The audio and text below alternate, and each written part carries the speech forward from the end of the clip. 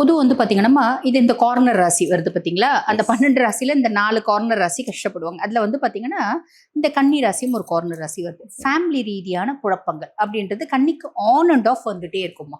ஏதோ ஒரு விதத்துல அதுக்கும் மேல சுக்கிரன் நீச்சமடையக்கூடிய ராசி, புதன் உச்சமடையக்கூடிய ராசியா இருந்தாலும் சுக்கிரன் நீச்சமடையக்கூடிய ராசி அப்படின்றதுனால உறவுகளால் ஒரு விதமான குழப்பம் அப்படின்றது ஆன் அண்ட் ஆஃப் இருக்கும்.